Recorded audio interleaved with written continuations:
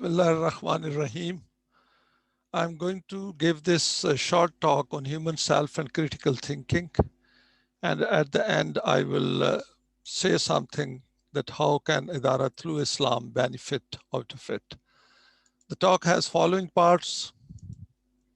First, I'll define critical thinking and then go through human self and its constituents, i.e., for example, what defines me as an individual, multi-self concepts, some models, critical thinking, 3 stages of its development, some permanent values, application to Tulu Islam, and conclusions. Critical thinking is defined as the art of analyzing and evaluating all aspects of thinking with a view to improving it. There are 3 levels of thought: lower order thinking, higher order thinking, highest order thinking. This talk has been taken, part of it is taken from 28th International Conference on Critical Thinking, and I've given a reference at the bottom of this slide. Why critical thinking? Everyone thinks it is our nature to do so, but much of our thinking left to itself is biased, distorted, partial, uninformed, or downright prejudiced. Yet the quality of our life and that of what we produce, make, or build depends precisely on the quality of our thought. Shoddy thinking is costly both in money and in quality of life.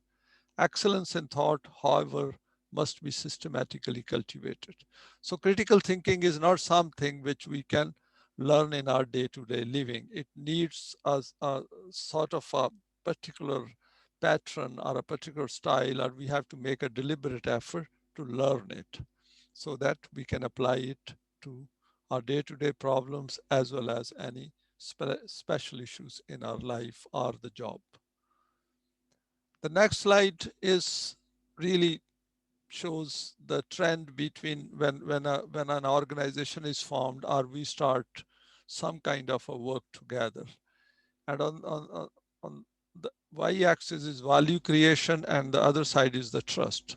So when people come together, they can be initially confrontational. This is a brainstorming stage. And this can be sorted out through some kind of value analysis, management, or coming together and looking at the problem. Then they become compliant, and then they become cooperative. Then the next stage is being collaborative. And this is the stage where they start creating. So we should keep it in mind that you can never reach the ultimate goal of co-creating suddenly. It takes time because human beings take time to come together and understand. They only put in their best when they are fully convinced that what they are doing is in their interest. Now I will quote here few phrases, and the first one is: 2 most important days in your life are the day you are born and the day you find out why. Mark Twain said it. Most of us go to our graves with our music still inside us, unplayed. Now, this is an interesting part because if we look at the Quran, then this phrase will not hold true because factually our life does not end with our death. So the life goes beyond that. This is a big subject in its own right. Don't pursue happiness, instead pursue your goals happily. Easier said than done. A day is wasted if I have not done at least one good to someone else. Now, this essentially means that we have to be fully aware of what we are doing every day in our life. And this is an important point because if we have failed to do something good in a day, then we have essentially not been positive on that particular day. I think, therefore I am.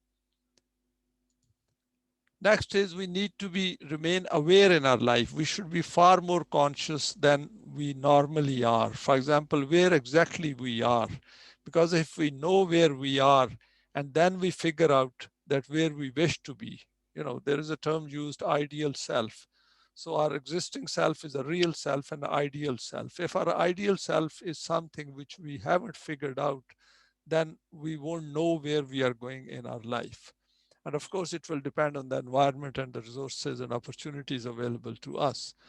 But over here, if the aim is to develop ourselves, then the goal becomes easier, because whatever we do, the bottom line is that I want to develop my own inner self. If we don't know where, if you don't know where you are going, any road will get you there. Lewis Carroll said it, and I thought this is a really nice phrase. Human self-instructs. What do we have? What is our self-concept? What are the psychological resources we have, and how self-depletion takes place? And what are values relative and permanent? So this is, I'm going to throw some light of my understanding about human self. Maslow's pyramid of needs, most of us are aware of it. There are four basic needs which are called the deficiency needs. First is physiological needs, safety needs, love, belonging, and esteem. And once these are met, or adequately met, should I say, then self-actualization one can think of and go beyond. If I'm hungry, I'm not going to read some book. First, I need to fulfill my basic need. And that is why it is important that all those societies which wish their human beings or their members, they can actualize their own self, they have to meet these basic needs. And in self-actualization, we should remember that I want to actualize my own self, but I should also enjoy helping others to actualize their self. And that is where the Quran helps us. It says that the one who wants to purify his own self, he must help others. He must part with his possessions and wealth and help others. What do we have? We have a strong sense of identity called I. This remains unchanged throughout our life. We can check it. At any point in time, we will still feel as young as we used to be. So it doesn't change. Our sense of identity does not change. And we should also keep reminding ourselves that every human being in the world has the same strong sense of identity. It is only the experiences and the self they create in which we differ. But otherwise, as far as I is concerned, we all have that I.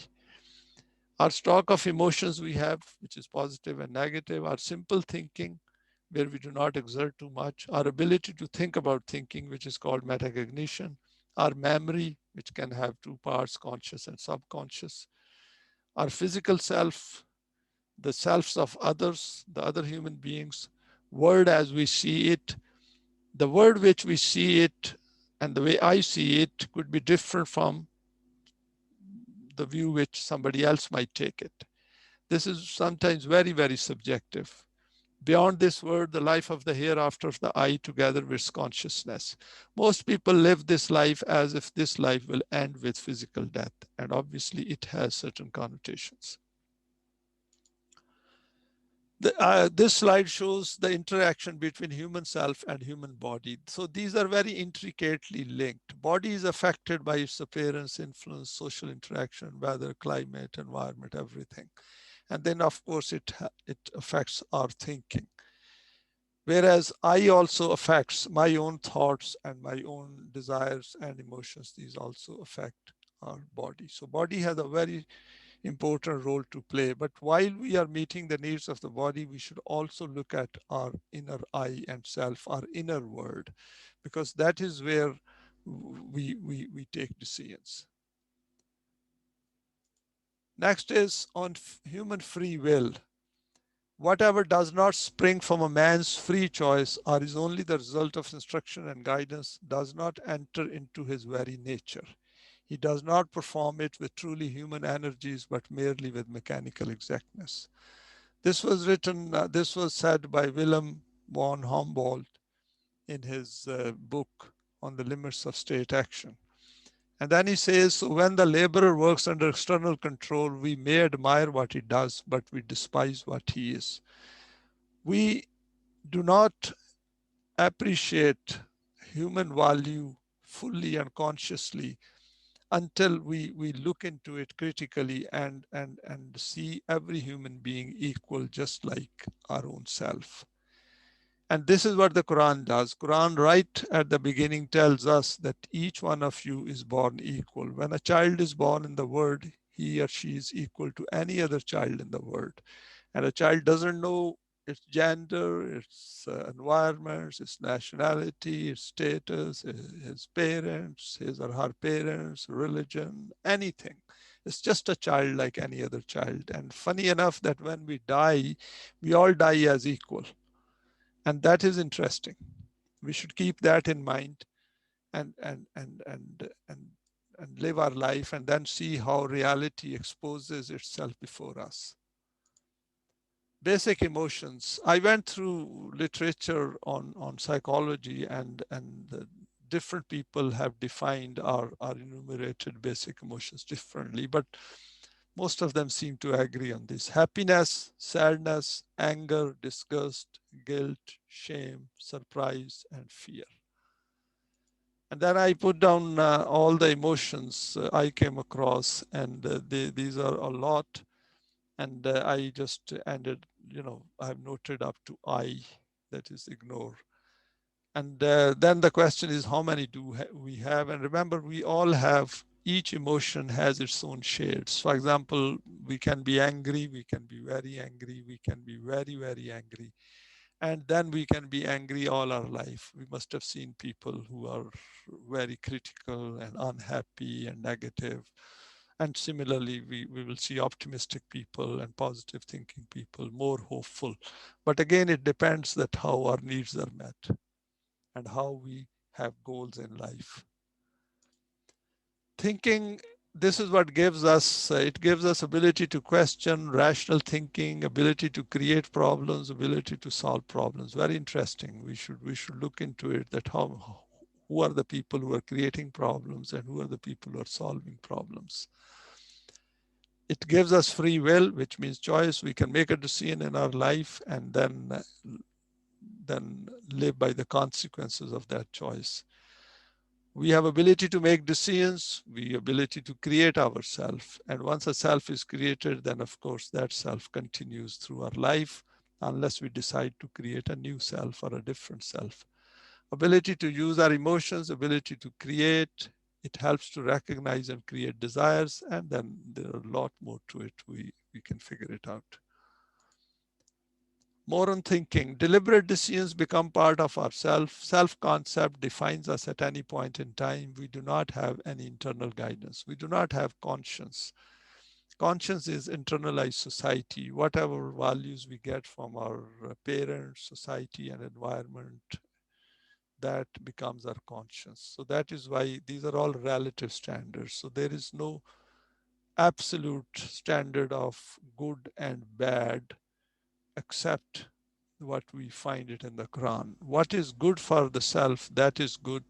What is bad for the self, that is bad. This is a separate subject. Individual level thinking. Each one of us wishes to maximize his, her happiness and minimize his, her pain. And obviously this will create problems and conflicts within a group. So we require some kind of rules as an external standard to avoid or minimize conflicts. Over here, I've taken some slides from Wikipedia. Now, what is my self-concept? This is one model where there are self-schemas, that is different, scenarios and configurations of a human self. Then is the past self, which we can recall. There's a present self, and then there's a future self, or the possible selves in the future.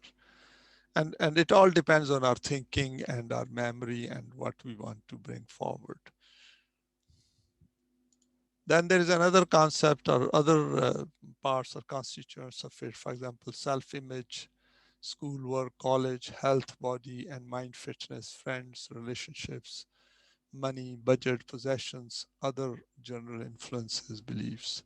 If we ask anyone what is success in his life, you will see generally people will talk about status, money, holidays, family, children, friends.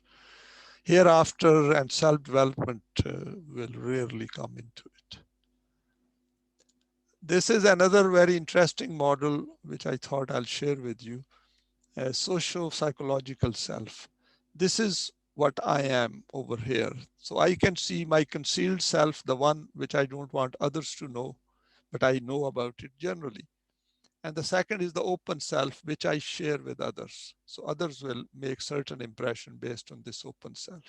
But others over here will also make an opinion about me, which is called blind self, but they will not let me know.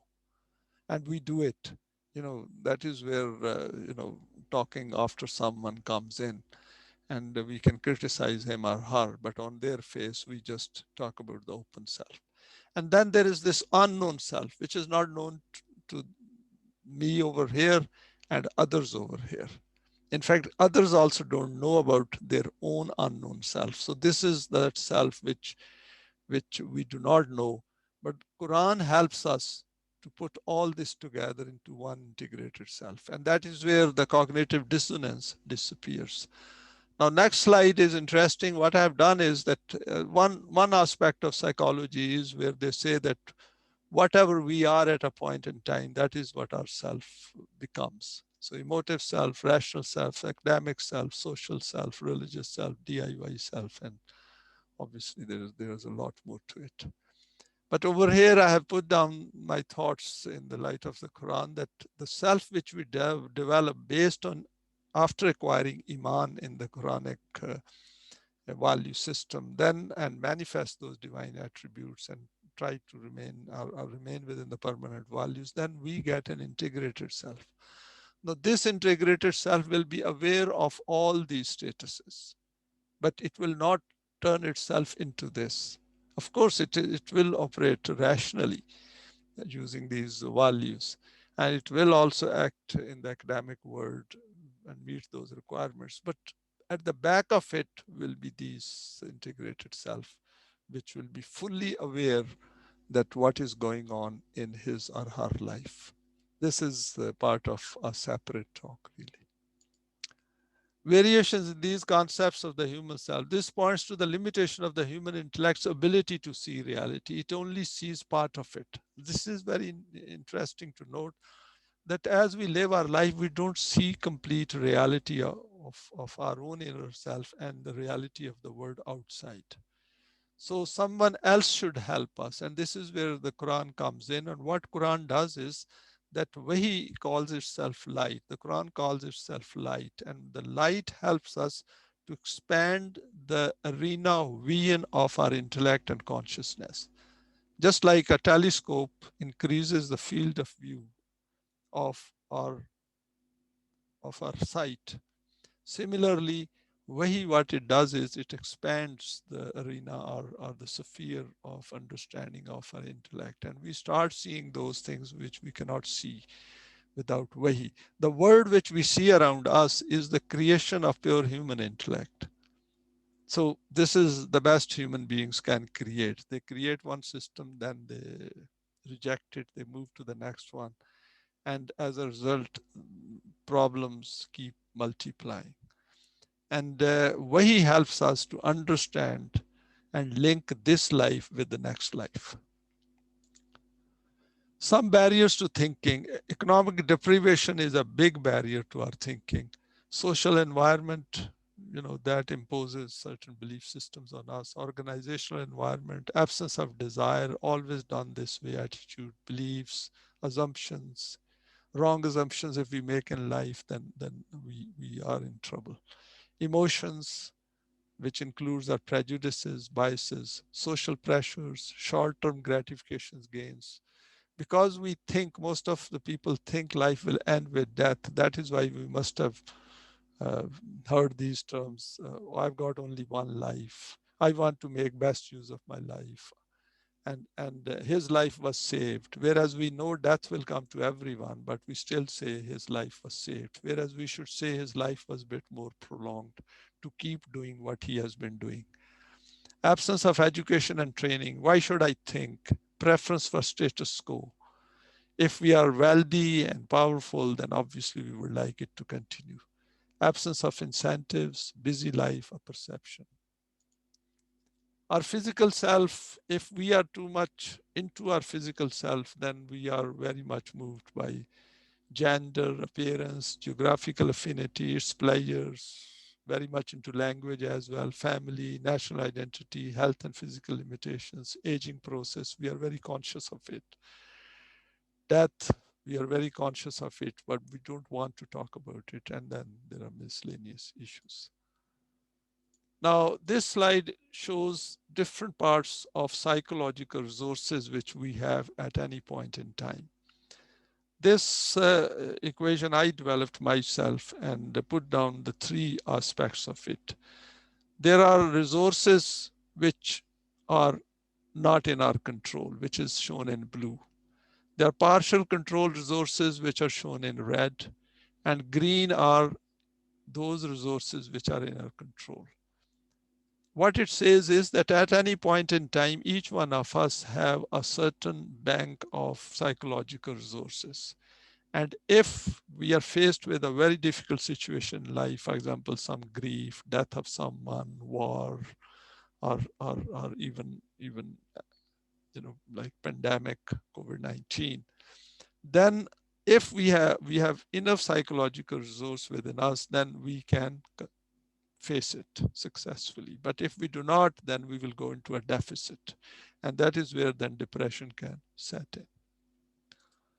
Now we go to critical thinking. There are three levels. At level one, lower order thinking is very unreflective. This is the state of most human beings. They live very unreflectively. If their needs are not met, then they are even worse. Low to mixed skill level frequently relies on gut intuition, largely self-serving, self-deceived. Second level is where we start making deliberate decisions. We become a bit more aware of our environment. Probably this is the initial stages of, we can say, self-actualization. We are selectively reflective, high skill level, lacks critical thinking library, inconsistently fair. This is that level where, for example, if I'm doing a job, IT job, and when I'm in the job, then I'm more or less on this level. And once I go home, I revert back to the lower level. The highest order thinking is explicitly reflective, highest skill level, routine use of critical thinking tools in analyzing and assessing thinking, consistently fair. And let me say that the Quranic level is higher than this level. This is where Quran wants us to be, that higher than level 3, where hereafter comes into it. The problems of other human beings come into it.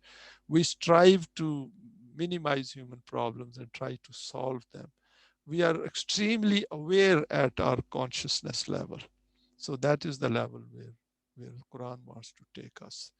Human intellect cannot take us here. We need the Quran's help, its light, to go over to the level 4. This is the schematic representation of the same which I have shown previously. Unreflective, then comes the challenge thinker. This is the state in which we live, most of us, from a basic level to our job level and then revert back. But if we make an effort, we become practicing thinker, and people like psychologists, philosophers, psychiatrists, and those people who have a slightly, again, it depends that how they look at the life themselves. Then there are advanced thinkers and master thinkers. It becomes a second habit. This is important. And this is that Quranic self which we get over here. This is a very high level which we can achieve right in this life. And that kind of a consciousness will then survive our death and will go to the next stage. What are values? Values are principles or standards of behavior. They influence our thinking and decision making individually as well as collectively. This can be an individual sense of right or wrong. Permanent values are those which never change. The first man had the same, the last man will have the same. Relative values, the world around us is based on relative values. These keep changing. These change from country to country. So the same human being, once he goes from one part of the earth to another part of the earth, he's subjected to different values. And that is wrong, that is injustice. So that is part of our critical thinking, that we should look at it, that why as a human being, I'm subjected to different man-made relative values. These are some of the values, the permanent values, which I would like to share with you. Respect as a human being, because we have free will and we think and we analyze and we feel humiliated as well as have a self-esteem. So by virtue of this, every human being has an intrinsic respect and dignity. We cannot insult any human being respect. Even if somebody has committed a crime, we can hate the crime, but we cannot hate the individual as a human being. Equality, as I said earlier, equality is absolute as a human being. Justice is again absolute. No human being should be subjected to different justice system across the world. That is injustice, that is gross injustice. And that is against the dignity of that human being. So that is why the justice, the values given in the Quran are the ones which give true freedom. This is a big subject in its own right. Commitment to be honored. If we have made a commitment to someone, we must fulfill it. If we cannot fulfill it, then we must let them know. Internal accountability is inbuilt within us. We like it or don't like it, our self is directly proportional to what we do as we live our life. We simply cannot escape it. Whatever course of life we follow, the consequences will be exactly proportional to that particular path or course which we have adopted. Warning, it helps to address issues. We must warn others, and that is why ignorance of the law is an excuse in the Quran. So we must adequately warn others of the consequences of what they do. Promote good and forbid evil. Absolutely important. If we don't do it, then the world will become a very big hell. Human needs must be met. If my needs are to be met as a human being, since I'm equal to others, so others' needs must be met as well and adequately so that they can carry out their own self-actualization. Freedom of movement. No one has the right, no human being has the right to curtail the movement of another human being. This earth belongs to every one of us for a short journey of life. Earth actually belongs to Allah all the time. So something which we do not own, we don't have a right to occupy it as if it is our possession. Freedom from fear, this is a basic value, and this can only be achieved under the system of deen. With these kind of values, if we establish a system, then that fear will disappear as part of that system. It's not something which we will be asked to make it disappear. No, it automatically disappears.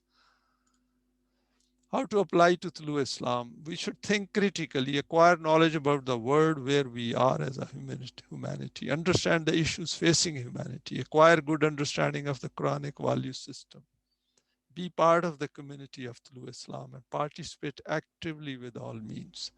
We keep complaining that things are not fine. But once it comes to opportunity and a platform is provided, then we don't join in and we prefer to stay away from that. See, there is a contradiction there. For example, if a platform has been provided and we know it is based on the pure Quran, then what is preventing us from joining it? Only our desires. That means if we say that there is nothing going on, then how do we expect? Allah himself is not going to come down to this life and directly give us wahi or some kind of a message to do it. He has given the book is complete, there's no messenger going to come, and now it is our job to follow it. And we can only follow it, yes, initially we will follow it individually, try to understand it. And then if a platform has already been created, then we should join into it and contribute to it and then develop ourselves. So being isolated is not going to strengthen ourselves. No way. Be positive and be very clear about the Quranic aim and hold fast as stated in 3:103, where Allah says, وَتَعْصِمُوا بِحَبْلِ اللَّهِ جَمِيعًا وَلَا تَفَرَّقُوا. See the link between division and holding on to the rope. If we hold on to the Quran, then we are not going to be divided. If we are divided even within our own self, within our own mind, then we are not holding his rope. And to hold that rope, we have to hold it with others who are already holding that rope. So Tulu Islam is one which claims that it is an organization based on the pure Quran. Remember, human life does not end with death. So we should keep that in mind all the time. Conclusions, our default position is emotive, which is transient in nature. Thinking provides us a tool to recognize our emotions and help resolve issues. So we need to improve our thinking and bring it up to that level 4 and beyond. Thinking does not cost anything except some internal desires and effort. Obviously, we will have to make those efforts. Self develops through helping other selves. Self driven living is more productive because we are all the time conscious of it. And what is good for self is good. What is not good for self, that is wrong, that is evil. Permanent values help the self to understand other selves and stay connected with Tulu Islam.